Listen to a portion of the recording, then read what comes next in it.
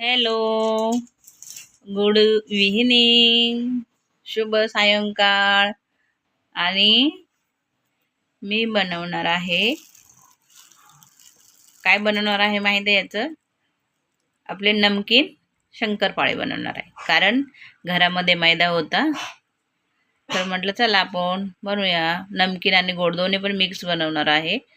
जास्त गोड पण नाही, जास्त नमकीन पण नाही. तर मी दुपारीच पीठ भिजून ठेवलेलं, एकदम छान मुरलंय. आणि त्याच्यासाठी बघा मी आता लाटून घेतलेलं आहे. हे बघा असं मस्तपैकी छोटे छोटे बनवते आणि मी चाकूनेच कट करते. असे छोटे छोटे छोटे छोटे, जास्त छोटे पण नाही, आपले 1-1 इंचावरती कटिंग करत आहे. आणि हे बघा आपले चाय बरोबर खाण्यासाठी. तर मी आता बरेच करून घेतलेत, अजून पीठ पण बरेच बाकी आहे. तर म्हटलं चला, मैदा मग जास्त दिवस ठेवला का खराब होऊन जातो. तर हे बघा छोटे छोटे केलेत, आपले चाय बरोबर खायला छान आहेत. तर आता मी तळून घेणार आहे, तर तुम्हाला दाखवते. हे तेल टाकलेलं गरम झालेलं आहे तेल, आणि ही कढई मी पूर्ण तळण्यासाठी ठेवलेली आहे. कारण आतून ती काळी काळी होत जाते, म्हणून तळण्यासाठी ठेवलेली आहे.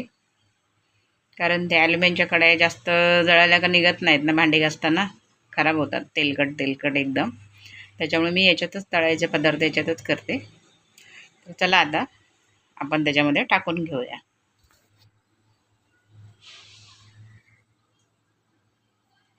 आणि स्लो गॅसवरतीच तळणार आहे, कारण करपतात लगेच.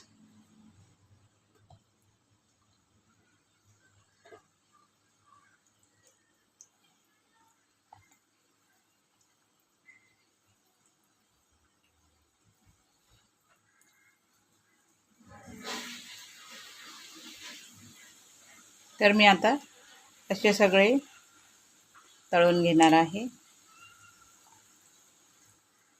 आणि तुम्हाला दाखवते.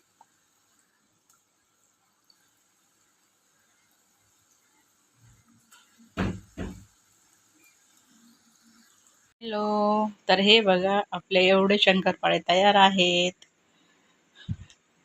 तर कसे वाटतात नक्की सांगा. तर ते थंड होण्यासाठी ह्याच्यामध्ये ठेवलेले आहेत. तर हे बघा. हॅलो, तर हे बघा आपले शंकरपाळे एवढे तयार झालेले आहेत, आणि चाय बरोबर खाण्यासाठी. कारण मैदा जास्त दिवस ठेवला तर खराब होतो, तर आपण त्याचे शंकरपाळे बनवून घेतलेले आहे चाय बरोबर खाण्यासाठी. आता हे थंड होण्यासाठी ठेवलेले आहे, नंतर डब्यात ठेवणार आहे थंड झालेलं. तर कसे वाटतात नक्की सांगा. लाईक करा, शेअर करा, कमेंट करा, सबस्क्राईब करा. बाय, भेटूया पुढच्या व्हिडिओमध्ये. बाय. कमेंट करा, सबस्क्राईब करा, नवीन जोडले गेले असतील ते. कसे वाटतात नक्की सांगा. हे बघा एकदम मस्त कुरकुरीत झालेत.